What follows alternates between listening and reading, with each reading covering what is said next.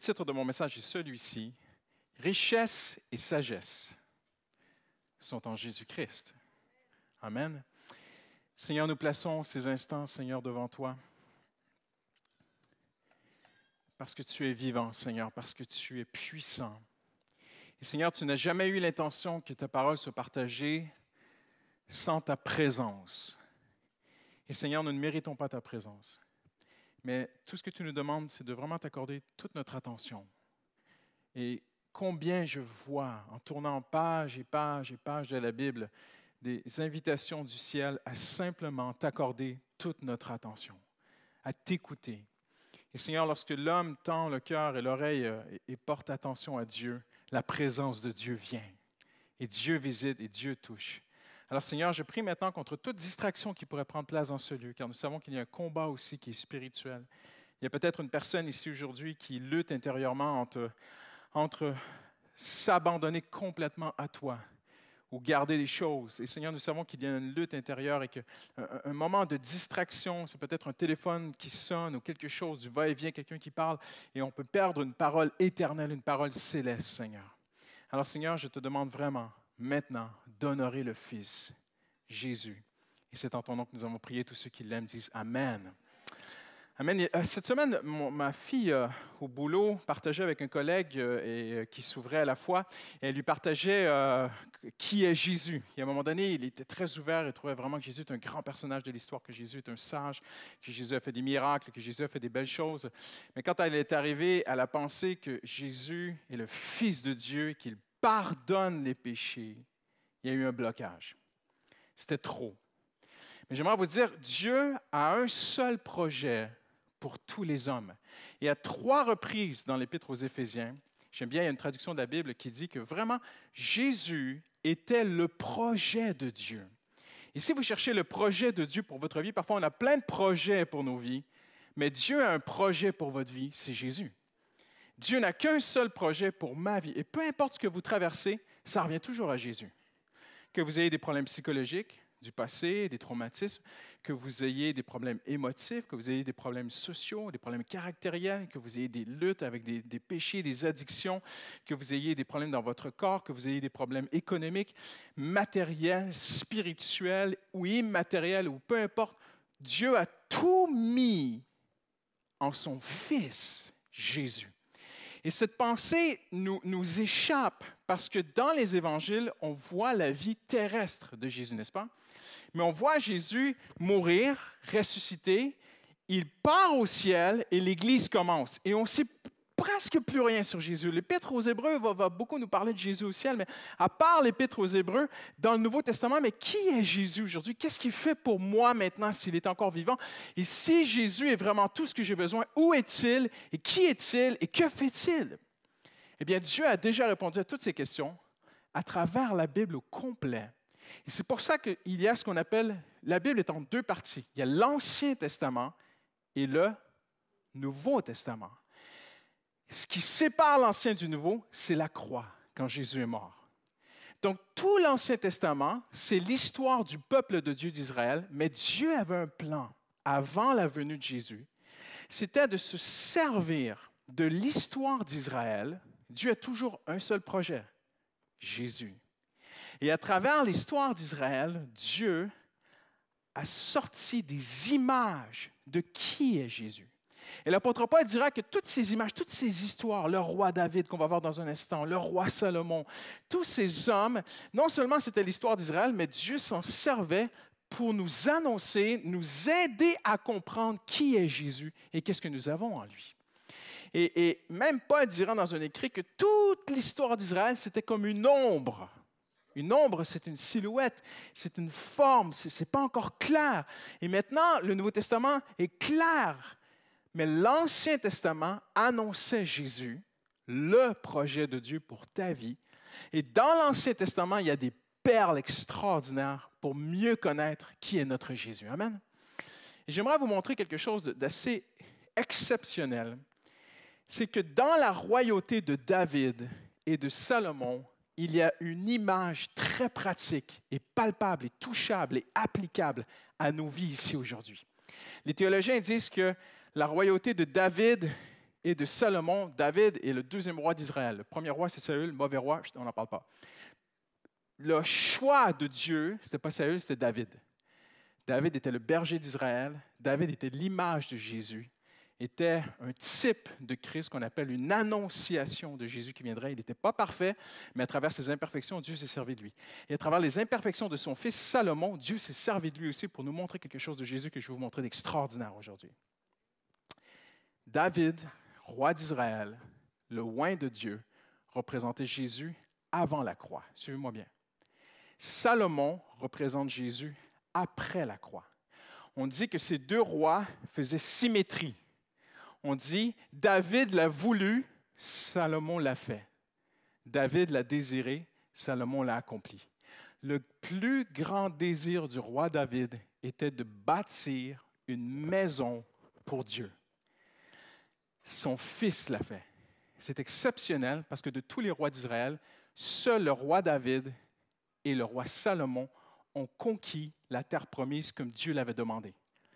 Depuis Moïse, Dieu avait dit, et même Abraham, depuis Moïse, Dieu avait déterminé des limites et Dieu avait dit, ça sera les limites que je vous donne. Seul David est allé jusqu'en Syrie, au nord-est de la Syrie, jusqu'à l'Euphrate, à un certain village. Il a conquis ce lieu. C'était les limites. Et Salomon les a gardées. Les autres rois ont perdu ces territoires. David et Salomon les ont conquis et gardés. David représente Jésus. Seul Jésus a tout accompli. Seul Jésus a tout conquis à la croix, les limites infinies de ce que Dieu a pour toi aujourd'hui. Avant la croix, après la croix, c'est Salomon. David et Salomon ont dit qu'ils font une symétrie ensemble, exceptionnelle. Maintenant, suivez-moi bien.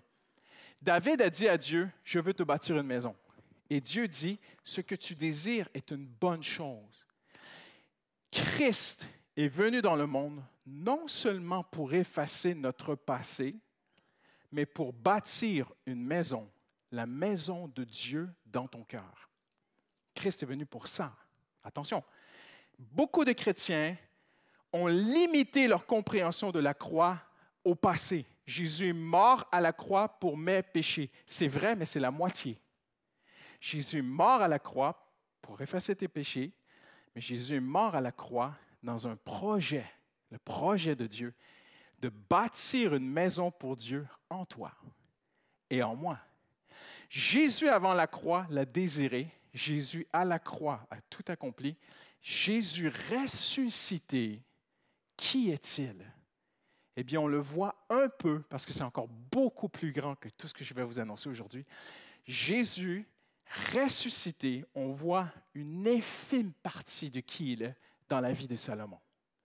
David a voulu, suivez-moi bien, c'est extraordinaire, David a voulu bâtir le temple, mais Dieu dira à David, non, tu as été un homme de guerre et tu as versé du sang, tu ne peux pas bâtir ma maison. Jésus, avant la croix, a été un homme de conquête, il a conquis le péché, il a conquis le diable, les principautés. Jésus a dit, j'ai vaincu le monde. Jésus a vaincu la chair. Jésus a vaincu notre mauvaise nature. Si vous ne le saviez pas, vous avez une mauvaise nature. Tournez-vous à la personne à côté de vous et dites-lui, je ne sais pas si tu savais, mais tu as une mauvaise nature et moi aussi.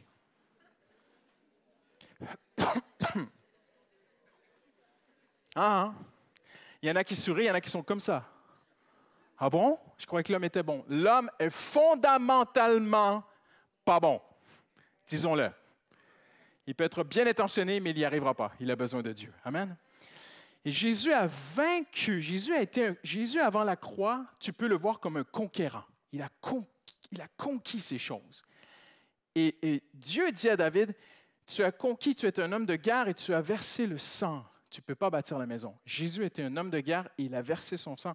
Il n'a pas pu bâtir la maison tout de suite.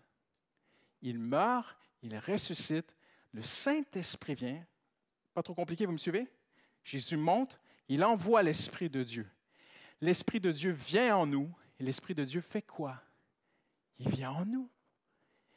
Et Paul dira, vous êtes la maison de Dieu. En d'autres mots, parce qu'il dit, vous êtes le temple du Saint-Esprit. Vous êtes la maison de Dieu. Donc, en David et en Salomon, nous voyons qui est Jésus. OK? J'aimerais vous montrer 7 caractéristiques du règne de Salomon. Les 2 premières font partie du titre. C'est que Salomon a été connu pour sa richesse et sa sagesse. Ce sont les 2 grandes caractéristiques historiques des faits reconnus sur la royauté de Salomon. Si David a été connu comme un homme de conquête, Salomon a été connu comme le bâtisseur de la maison de Dieu avec richesse et avec sagesse. Les 2 premières caractéristiques qui nous intéressent aujourd'hui, c'est que premièrement, la richesse de Salomon, c'est que Salomon est un roi de richesse. Regarde avec moi dans 2 Chroniques, chapitre 1er, verset 15. Le roi rendit l'argent et l'or aussi communs que les pierres à Jérusalem, les cèdres aussi nombreux que les sycomores qui sont dans la plaine côtière le long de la Méditerranée. Mais regardez bien, le roi rendit l'argent et l'or aussi communs que des pierres à Jérusalem. N'est-ce pas exceptionnel? Juste avant, Salomon a un songe. Dieu lui parle dans le songe et lui dit « Demande-moi quelque chose ». Et Salomon dit « Aide-moi à être un bon roi », en d'autres mots. Et Dieu dit « Je te donnerai sagesse et je te donnerai richesse ». Pas parce qu'il est un chouchou de Dieu, parce que Dieu avait un projet à travers la vie de ce roi, faire ressortir qui est Jésus pour nous. Et Jésus ressuscité a amené un nouveau royaume qui n'est pas dans le monde, mais qui est dans notre cœur. Nous sommes par la foi dans le royaume de Dieu et le royaume de Dieu est dans notre cœur. Quelqu'un dit Amen. Dites « Ah, si vous comprenez. » Ah, OK. Donc, nous sommes dans le royaume de Salomon, Christ. Et ce royaume est premièrement caractérisé par la richesse. Là, vous dites, pasteur, tu vas prêcher l'or, tu vas prêcher qu'on va devenir riche et tout. Oui, je vais le prêcher, mais pas comme vous pensez. Aujourd'hui, si vous prêchez aux gens qui vont devenir riches matériellement, vous remplissez l'Église en quelques semaines. Mais vous allez décevoir toute une génération. Christ n'est pas venu pour t'enrichir matériellement. Parenthèse, il est venu quand même pour pourvoir à tous nos besoins, n'est-ce pas? Mais le Seigneur n'a jamais promis de répondre à nos caprices. Il n'y a pas d'amen. Mais le Seigneur a promis de répondre à nos besoins. Il a même promis de nous bénir. Il a même dit qu'il donnerait une mesure serrée, secouée, qui déborde. Dieu est bon. Vous l'avez chanté, j'espère que vous le croyez. Dieu donne de bonnes choses, de qualité. Dieu veut répondre à tous mes besoins, nos besoins matériels. Amen. Ces choses-là, je ferme la parenthèse. Oui, amen, alléluia. Mais qu'est-ce que l'or dans cette histoire? L'or n'est pas un or matériel, ici, que Dieu veut mettre en évidence, mais un or spirituel. L'or était tellement répandu, ce fut le meilleur temps, c'était les meilleures années économiques d'Israël. Plus jamais après, ni avant, Israël n'était aussi riche. Jamais. Même aujourd'hui, jamais. C'est écrit dans la Bible que si tu voulais traiter avec des Juifs à l'époque, il te fallait de l'or. Un marchand arrivait en Israël, il arrivait à Jérusalem, il voulait faire du commerce avec des Juifs, il sortait ses pièces d'argent, on lui disait « L'argent ici, c'est rien, hein? Il faut de l'or. » Faire business avec un Juif, de l'or à l'époque. C'est impressionnant. Chaque année, il y avait des tonnes d'or qui arrivaient par bateau juste pour le roi Salomon. Impressionnant, hein? L'or était partout, dans les rues. C'est écrit à plusieurs reprises dans la Bible, l'or était comme des cailloux. Il y en a déjà qui rêvent, ils sont « Ah, ça serait pas mal ça comme vie et tout. » Spirituellement, attention. Maintenant, le projet de Dieu, c'était de démontrer que cette richesse, nous l'avons aujourd'hui en Jésus-Christ. Si l'Évangile ne peut pas être prêché partout dans le monde, il n'est pas l'Évangile. Je m'explique. Si on prêche aujourd'hui aux gens qui vont devenir riches matériellement en croyant en Jésus-Christ, eh bien cet Évangile, vous ne pouvez pas le prêcher partout. Parce que chaque année, il y a 40 000 chrétiens qui meurent en prison pour Jésus. Ils ne dorment pas sur de l'or. Hein? Ils dorment sur du béton et de la paille. Il y a des chrétiens partout dans le monde, et moi j'en ai vu qui aiment Jésus de tout leur cœur, mais ils vivent avec le strict nécessaire. Et ils prient Dieu pour la prochaine collecte de riz et récolte de riz. Comprenez-moi bien. Ils ne toucheront jamais l'or. Et présentement, dans plusieurs pays du tiers-monde, on trompe les enfants de Dieu en leur prêchant que s'ils donnent même à l'Église, s'ils mettent de l'argent dans la quête et tout, Dieu va les bénir, Dieu va les rendre riches. On leur fait toutes sortes de prophéties qui vont devenir riches. C'est un faux évangile. Dieu n'a jamais promis qu'on allait devenir riche. Dieu a promis de répondre à nos besoins. Amen. Donc, la richesse que nous parlons aujourd'hui n'est pas une richesse matérielle, c'est une richesse spirituelle. Quelle est cette richesse spirituelle? C'est simplement la présence de Dieu dans ma vie. Je vous explique. Le grand projet de Salomon, c'était le temple. Le temple, c'est mon cœur. Et regardez bien ce que Salomon a fait. Il a bâti un temple et il a lambrissé tous les murs du temple et le toit. Il a lambrissé tout l'intérieur du temple avec du bois. Dans la Bible, suivez-moi bien, le bois représente souvent l'homme. OK? Jésus a été crucifié, pendu au bois. Qui a crucifié Jésus? Les hommes. Moïse rencontre Dieu au buisson ardent, un buisson de bois embrasé par un feu céleste et il n'était pas consumé.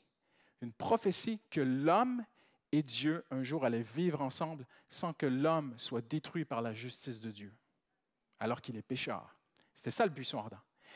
Et Salomon, premièrement, il met du bois partout à l'intérieur du temple. Le bois, c'est moi et c'est toi. On est indigne, on ne mérite pas que Dieu vienne dans notre vie.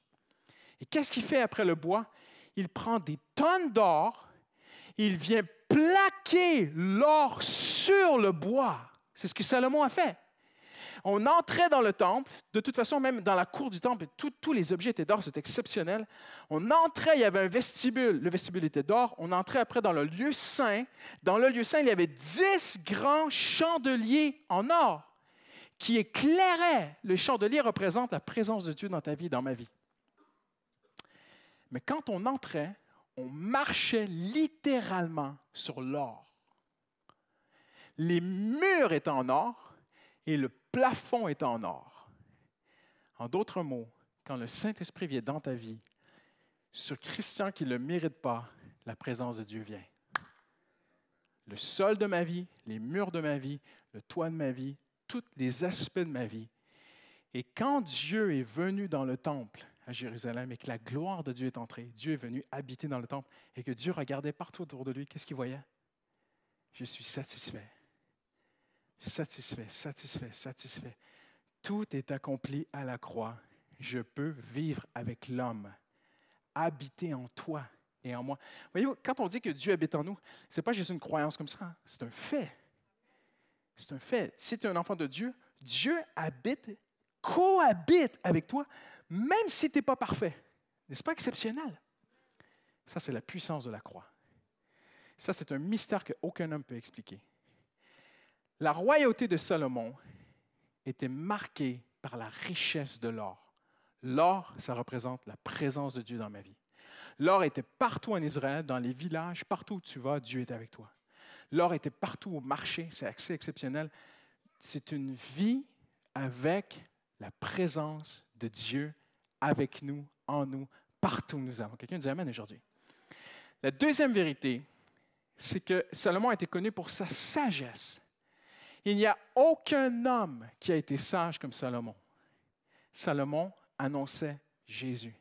Écoutez-moi, il n'y a aucun sage comme Jésus-Christ. Personne ne peut t'aider, te conseiller, répondre à tes questions. Il y a une femme qui est venue, elle était la reine de Saba, elle avait des choses sur son cœur, la Bible dit, on ne sait pas. Mais elle dit à Salomon tout ce qu'elle avait sur son cœur.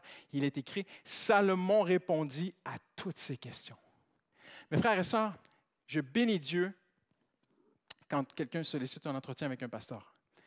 J'ai rien contre le fait que si tu as un problème, tu dégaines comme un arme à feu ton téléphone et tu envoies 15 textos à tes meilleurs amis pour qu'ils prient pour toi. J'ai rien contre ça.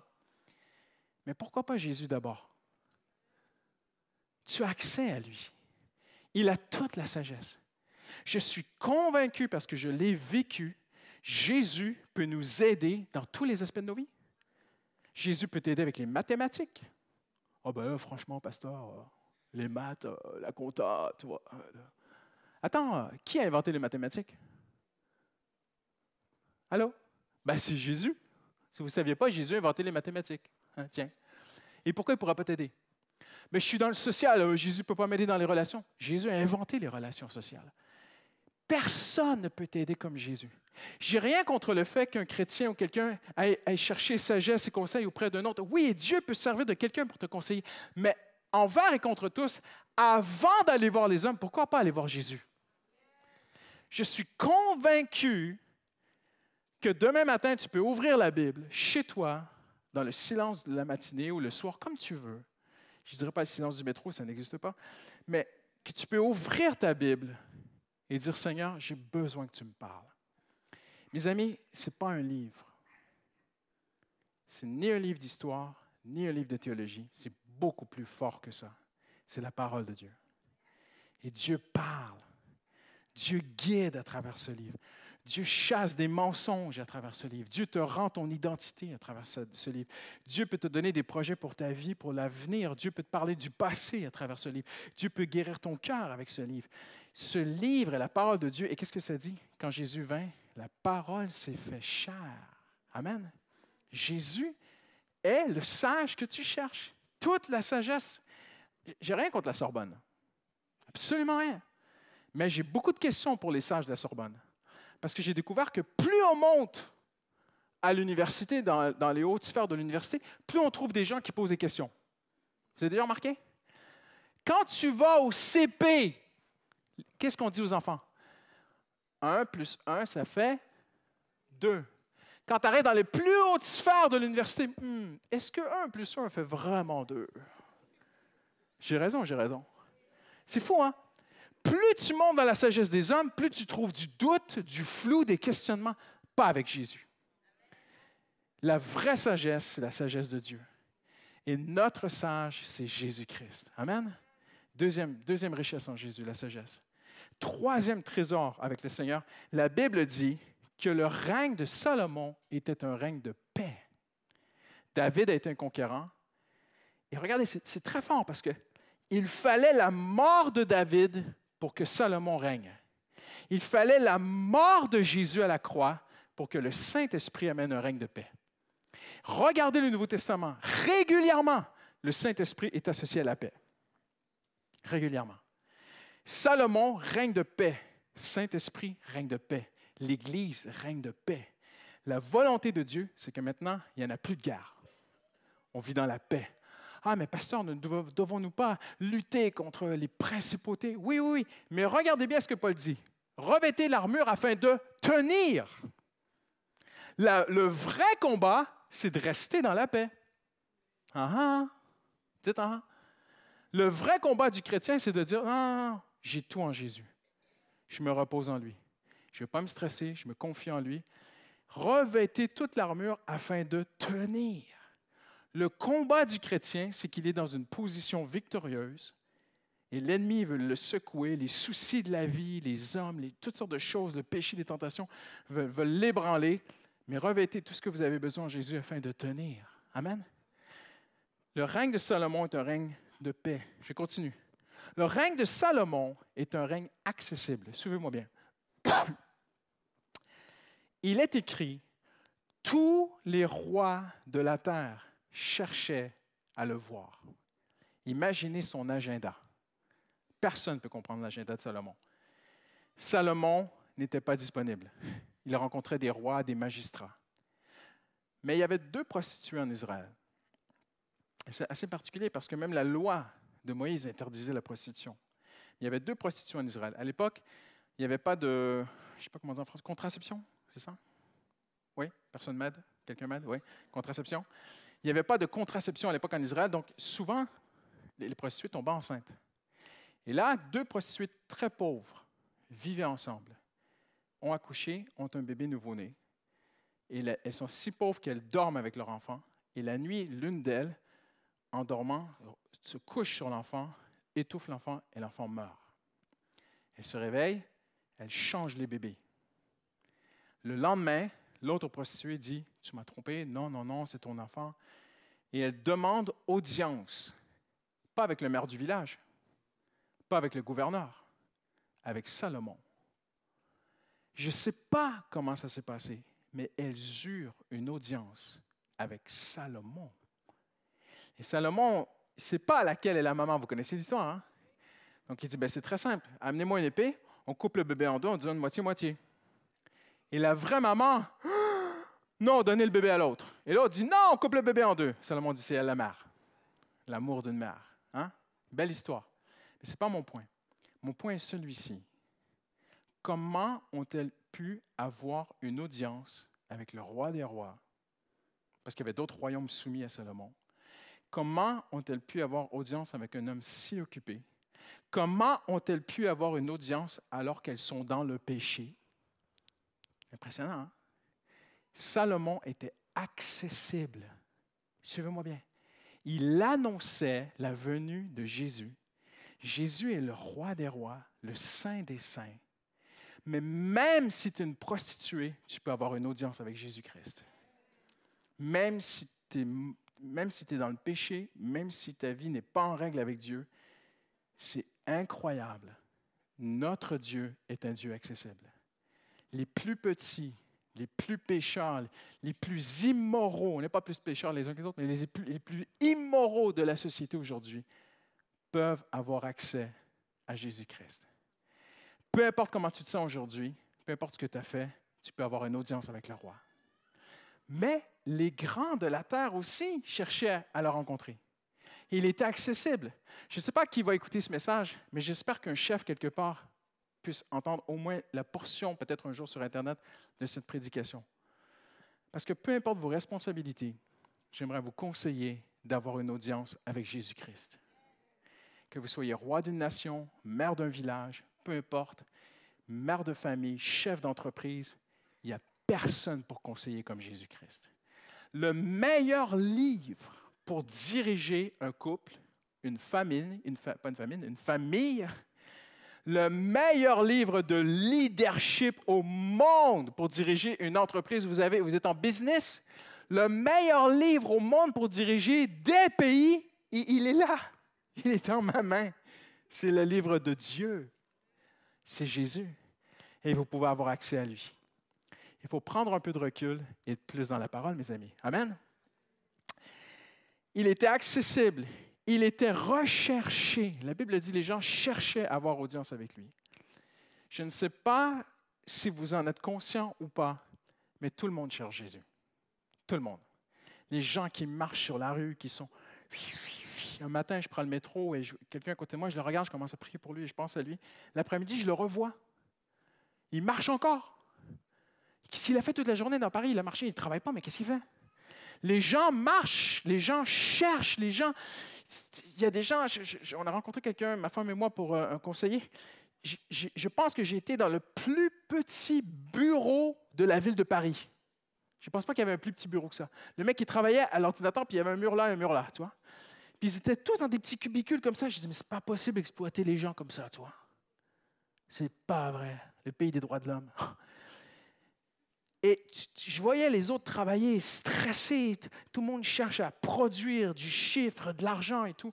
Ils ne s'en rendent pas compte. Ils pensent qu'ils cherchent de l'argent. Ils ne cherchent pas de l'argent, ils cherchent Jésus. Tout le monde cherche Jésus. Le roi Salomon était recherché par tout le monde. Consciemment ou inconsciemment, tous les hommes cherchent Jésus. Même à travers les religions, même à travers d'autres choses. Il est celui que l'humanité cherche. Quelqu'un dit Amen. Le peuple était libre et heureux, la Bible dit. Et dernièrement, il est écrit que Salomon, c'est écrit dans 1 Roi 7.1, réussit son projet. C'est beau, hein? Le grand projet de la vie de Salomon. Tu veux te souvenir de Salomon? Sagesse et richesse et un grand projet dans sa vie. Salomon eut un grand projet dans sa vie, bâtir le temple. Il est écrit, il a réussi. C'est écrit dans la Bible, il a réussi à le faire. Jésus-Christ a un grand projet dans sa vie, bâtir ton cœur. Le temple du Saint-Esprit en toi. Il veut te plaquer hors, il veut te construire, il veut habiter en toi. Dieu a perdu ce contact avec l'homme dans le jardin d'Éden. L'homme a été séparé de Dieu et Jésus est venu pour reprendre sa place dans notre cœur. C'est le grand projet de Dieu. Le grand projet de Dieu n'est pas d'améliorer ma qualité de vie. Ça, c'est la quête et les promesses des politiciens. Le grand projet de Dieu, c'est de venir habiter en moi, afin que je sois heureux et que je vive dans la présence de Dieu. C'est ça le projet de Dieu. Et il est écrit que Salomon a réussi. J'aimerais te dire ceci aujourd'hui en terminant. Si tu ouvres ton cœur, pas aujourd'hui, pas maintenant, tous les jours de ta vie, tu peux ouvrir ton cœur maintenant et tu peux le refermer demain. Mais si tu vis une vie d'ouverture à Dieu, Dieu va réaliser son plan dans ta vie. Amen. Et Paul dit, car j'ai la conviction que ce qu'il a commencé en nous, il va l'accomplir, il va l'amener à sa perfection. Hébreu dit que Jésus est l'auteur de la foi et celui qui l'amène à la perfection. Il y a même une très belle traduction qui dit que Jésus est le perfectionneur de la foi. Dieu a un projet aujourd'hui, c'est travailler ton cœur, venir vivre en toi. Oui, mais j'ai tel besoin, mais je suis venu à l'Église aujourd'hui, puis j'espérais que Dieu réponde à ça. Et voyez-vous, on a plein de choses autour de nous qu'on aime. Moi, le premier, on a plein de choses qu'on aimerait que Dieu réponde. Mais je te dis ceci, si tu es bien ici, tu seras bien partout. Si tu n'es pas bien là, on peut résoudre tout ce qui se passe autour de toi. Seigneur, donne-moi un mec. Il peut te donner un mec, tu ne seras pas plus heureuse. Seigneur, donne-moi un boulot. Il peut te donner un boulot, ça ne va rien régler. Si tu es bien ici, tu seras bien partout. Le projet de Dieu, c'est que tu sois bien en dedans. Et la seule façon d'être bien à l'intérieur, c'est que Jésus vienne dans notre vie. Qu'on soit le temple du Saint-Esprit et qu'on apprenne à vivre avec lui. Amen. Je termine avec ceci. Pourquoi je vous ai fait tourner dans 2 Chroniques, chapitre 1? Parce que peut-être vous vous dites en terminant, qu'est-ce que je dois faire? C'est écrit. Même pas besoin de chercher, on a juste à lire la Bible. C'est écrit quoi faire. Regardez-moi bien. Je ne vais pas être très compliqué, je vais essayer d'être très, très simple en 3 minutes, vous expliquer quelque chose d'essentiel. David meurt, Salomon devient roi. La première chose qu'il fait est extrêmement importante. C'est ce que nous devons faire aujourd'hui. Suivez-moi bien. David, on remonte. Moïse. Si vous êtes nouveau dans la foi, je prends cet instant pour vous l'expliquer. Dieu dit à Moïse, je vais venir habiter parmi mon peuple. OK? Vous suivez? Dites OK? Le peuple d'Israël était un peuple nomade. Donc, il vivait dans des tentes. Donc, Dieu dit, je vais habiter dans des tentes avec vous. Dans une tente, j'aurai ma tente avec vous. C'est ce qu'on appelle le tabernacle. Dans le tabernacle, il y avait une cour extérieure. Comme quelqu'un peut avoir sa cour chez lui, tu vois. Dieu avait sa cour et Dieu avait sa maison parmi le peuple d'Israël. Extraordinaire. Ils sortent du désert, ils viennent dans Israël, conquièrent Israël, et ils vont poser la tente de Dieu à un endroit qui s'appelle Gabaon. Dites avec moi Gabaon. Super là, bien dit. À Gabaon, il y a la tente de Moïse. Plus tard, David arrive et David aime tellement la présence de Dieu. Vous savez ce qu'il fait? Littéralement, il a piqué un truc à Dieu. Dans la maison de Dieu, il y avait le lieu très saint. Dans le lieu très saint, il y avait ce qu'on appelait le coffre. Et le coffre, je n'ai pas le temps aujourd'hui, mais je pourrais vous le prouver, ça représente le trône de Dieu parmi les hommes, le trône de Dieu dans mon cœur, le trône de Dieu parmi Israël. C'était le coffre de l'Alliance. Et c'est là que Dieu s'entretenait avec les hommes. Okay? C'est le coffre de la présence de Dieu. À l'intérieur du coffre, il y a les 2 tables de la loi très fameuses, écrites du doigt de Dieu sur la pierre qu'il a donnée à Moïse. Tout est là. David aime tellement Dieu. Il envoie les Lévites, ils ouvrent le lieu très saint, on pourrait dire qu'il a presque piqué. Il prend le truc, il le ramène à Jérusalem, il dit, je veux que le trône de Dieu soit à côté de chez moi. Je veux faire une maison de Dieu à côté de ma maison. C'est quand même beau, hein? Et là, Dieu dit, non, pas toi, ton fils. Mais David ne ramène pas le trône, le coffre à Gabaon, il le garde. Il lui fait une petite tente. David aimait vraiment la présence de Dieu. Alors, Salomon a un problème. Le coffre de l'Alliance est à Jérusalem, mais la tente tabernacle de Moïse est à Gabaon. Regardez bien, je termine avec ceci. Salomon convoque tous les responsables d'Israël. Ils sont obligés, sinon, on va tous ensemble à Gabaon. Il les amène à Gabaon et la Bible dit, on va le lire ensemble, regardez bien, verset 1er. Chapitre 1er, verset 5. Devant le tabernacle se trouvait l'autel qu'avait fabriqué Beth-Saléel, fils d'Uri et petit-fils de Our. C'est cet autel que Salomon et l'Assemblée recherchaient. Regardez-moi bien. Le plus important, c'est la présence de Dieu. Mais la présence de Dieu, elle est à Jérusalem. Mais Salomon va à Gabaon. Il ne cherchait pas le coffre de l'Alliance, il cherchait l'autel. C'était quoi l'autel? C'était un immense brasier, c'était un gros brasier sur lequel on posait les sacrifices. Parce que Dieu voulait enseigner aux hommes, tu ne peux pas être en contact avec moi. Tu ne le mérites pas, c'est la mort si tu es en contact avec Dieu, à cause de tes péchés. « Oh, mais je ne suis pas un meurtrier. » Mais on a tous l'intention du meurtre en nous qui dort, donc on est tous des meurtriers. C'est vrai ou c'est vrai? Donc l'homme ne peut pas être en contact avec Dieu, il va mourir. La justice de Dieu va le détruire instantanément. Quelqu'un doit mourir à ta place. Donc on tuait un agneau, l'agneau mourait sur l'autel et après on pouvait entrer dans la maison de Dieu. C'était comme ça en Israël. OK, je le rends très simple.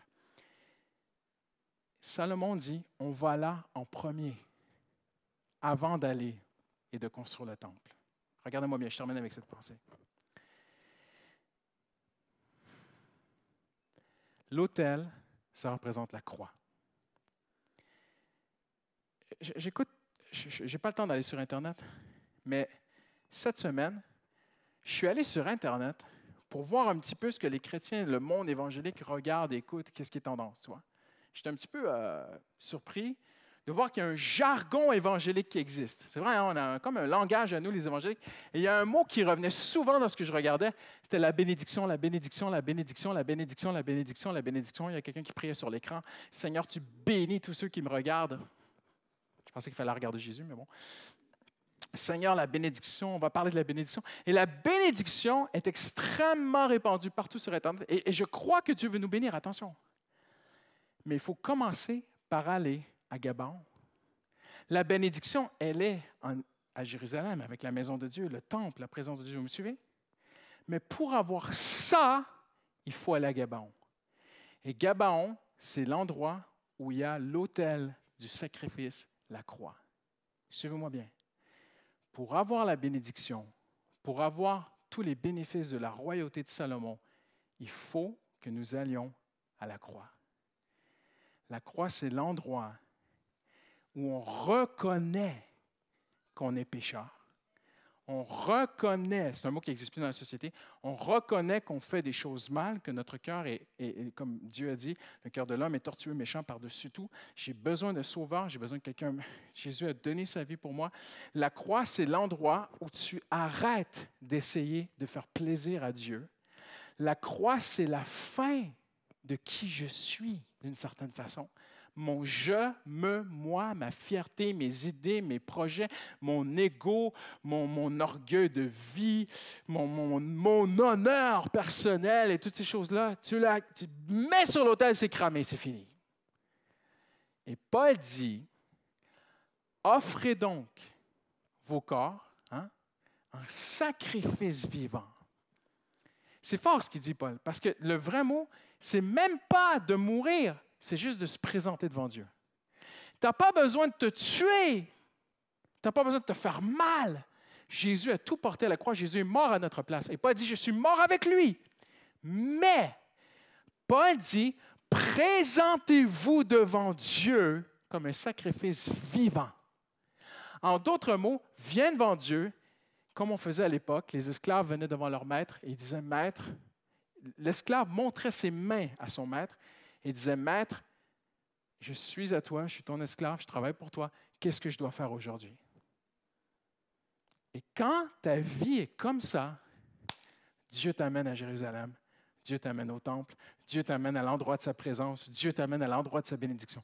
Il y a beaucoup de gens, la bénédiction de Dieu sur leur vie, elle est bloquée parce qu'ils n'arrivent pas devant Dieu les mains vides, ils arrivent devant Dieu les mains pleines de projets. Seigneur, bénis ma vie, bénis mes projets, bénis mes idées, bénis ce que je veux ceci, je veux cela, j'en ai les mains pleines, bénis ça. Et Dieu met un autel où on doit brûler ces choses. Il dit, brûle-moi tous tes trucs, moi j'ai des projets pour toi. Moi j'ai un plan pour ta vie. Ce ne sera peut-être pas ton plan, ce ne sera peut-être pas la même adresse, tu vas peut-être déménager, tu ne vas peut-être pas déménager, mais présentez-vous devant Dieu comme un sacrifice vivant. Amen. Et quand on va à Gabaon, Dieu nous amène à Jérusalem. Si Salomon est ton roi, il va t'amener à Gabaon.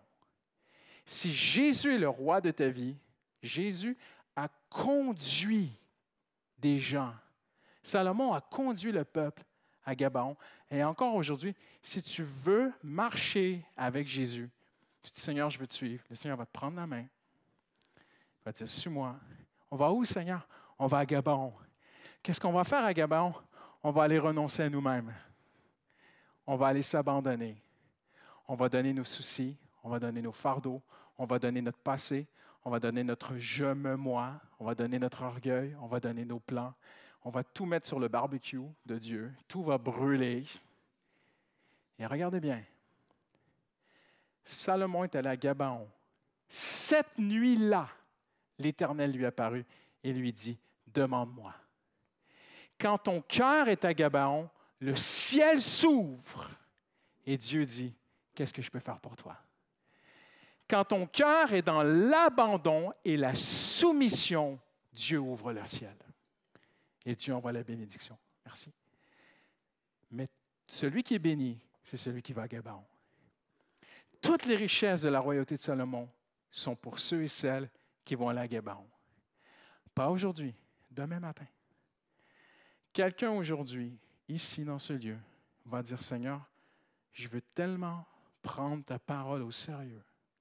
J'aimerais faire un appel en terminant aujourd'hui, mais pas à l'Église. Qui rentrera chez lui aujourd'hui et prendra Dieu tellement au sérieux que vraiment tu vas le faire dans le lieu secret? Tu vas rentrer chez toi, tu vas plier les genoux et tu vas aller à Gabaon. Tu vas dire, Seigneur, je te donne ma vie. C'est peut-être des blessures du passé que tu as besoin de donner à Dieu. C'est peut-être une colère. C'est peut-être tes péchés, tu as fait des choses que tu regrettes. C'est peut-être toutes les choses qu'on a mentionnées. Tu viens à Gabaon, tu mets tout sur l'autel de Dieu pour que ce soit brûlé. Et tu dis, voici Seigneur, je m'offre à toi comme un sacrifice vivant. Je ne veux pas me servir de Dieu, je veux servir Dieu. Je ne veux pas me servir de l'Église, je veux servir le corps de Christ. Seigneur, peut-être que moi je vais aller à droite, mais peut-être que toi tu veux m'amener à gauche. Me voici Seigneur. Ce n'est pas moi qui te le garantis. Dieu te garantit que le ciel va s'ouvrir et qu'il va te dire, demande-moi, qu'est-ce que je peux faire pour toi? Et puis le Seigneur va commencer à bâtir ton cœur, un temple, amen, en or de la présence de Dieu pour toi. Amen. Seigneur, merci pour ta parole aujourd'hui. Richesse et sagesse sont en Jésus-Christ. Alléluia. Tu es notre David qui a tout accompli à la croix. Tu es notre David qui, dans sa mort, a débuté une nouvelle royauté, la royauté de Salomon. Tu es notre Salomon. Tu es notre sage. Tu es celui qui pourvoit nos besoins. Tu es notre riche. Tu es un Dieu accessible, Seigneur, qui veut nous écouter. Tu es celui qui est recherché. Tu es celui qui nous rend libres et heureux. Et tu es celui qui va réussir son plan. Alors aujourd'hui, nous voulons répondre à ton appel. Et comme l'apôtre Paul dit, nous voulons venir nous présenter devant toi et t'offrir nos vies comme un sacrifice vivant. Seigneur, nous ne sommes plus dans une démocratie. Nous ne sommes pas non plus dans une monarchie. Nous sommes dans le royaume de Dieu. Et dans le royaume de Dieu, plus j'abandonne mes droits, plus je suis béni en retour. Et Seigneur, nous voulons vivre cette vie, soumission à Jésus-Christ. Dans le nom de Jésus, tous ceux qui l'aiment disent Amen. Amen. Que Dieu vous bénisse. On ne terminera pas avec un chant parce que le groupe de louanges, ils ont fait 4 cultes. Je suis convaincu qu'ils sont lessivés. Vous chantez dans votre cœur en terminant. Amen. Que Dieu vous bénisse. Ne partez pas rapidement. Prenez le temps vraiment de vous saluer. Je vous donne un devoir aujourd'hui au nom du Saint-Esprit. Allez rencontrer, saluer quelqu'un que vous ne connaissez pas. Amen. On est dans une grande ville où qui va tellement vite, beaucoup d'individualisme. On veut que les chrétiens, les frères et sœurs en Jésus-Christ apprennent à se connaître. Amen. Prenez un instant pour vous saluer, vous connaître en Jésus. Que Dieu vous bénisse. Rentrez bien. Bon dimanche.